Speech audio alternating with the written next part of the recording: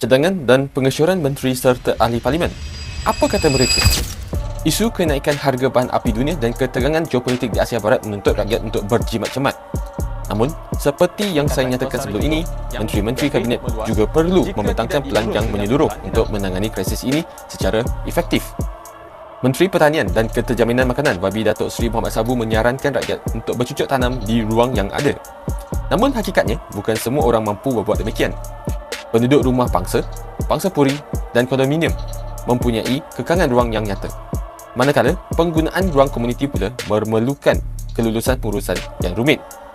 Hanya mereka yang memiliki rumah atas tanah mempunyai kelebihan ini. Sementara itu, Timbalan Menteri Kerja Raya Datuk Seri Dr. Ahmad Maslan mencadangkan penggunaan kereta elektrik, kajian biodiesel, amalan berkongsi kenderaan, menggunakan pengangkutan awam dan berbasikal. Walaupun cadangan ini sudah lama berada dalam pemikiran rakyat, kelemahan pelaksanaannya perlu diperhalusi sebelum dijadikan pilihan utama masyarakat. Saya tertarik dengan kenyataan media Majlis Belia Malaysia baru-baru ini. Salah satu daripada 4 cadangan padu mereka adalah mengurangkan allowance petrol bagi 222 ahli parlimen. Sebagai makluman, setiap ahli parlimen menerima RM1,500 sebulan untuk allowance petrol.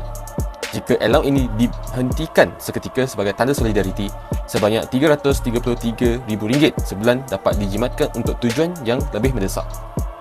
Walau bagaimanapun, ahli parlimen Parseh Mas Wabi Fadli Syari berpendapat pemotongan tersebut tidak memberi penjimatan yang bererti. Nasihat saya, mungkin bagi Wabi ia kecil, tetapi bagi rakyat, setiap sen itu sangat bermakna. Sebagai wakil rakyat, mereka sepatutnya menjadi teladan. Di saat krisis, bukankah kita harus bersama rakyat? Tidakkah kita terasa apabila cubit peha kanan, peha kiri pula terasa juga? Namun, saya bersetuju agar penjimatan lebih besar sebanyak RM3.5 juta dilakukan melalui peruntukan ahli-ahli parlimen kerajaan. Melalui langkah ini, penyelarasan semula subsidi boleh dibuat untuk meringankan beban rakyat. Ini sekaligus membuktikan kerajaan bertindak adil, telus dan berani melakukan reformasi pentadbiran dengan meletakkan kepentingan rakyat sebagai keutamaan mengatasi keistimewaan peribadi pemimpin.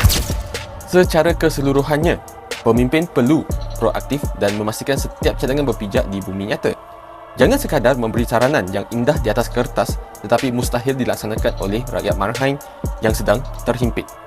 Bak kata pepatah, bukit sama didaki, lurah sama dituruni.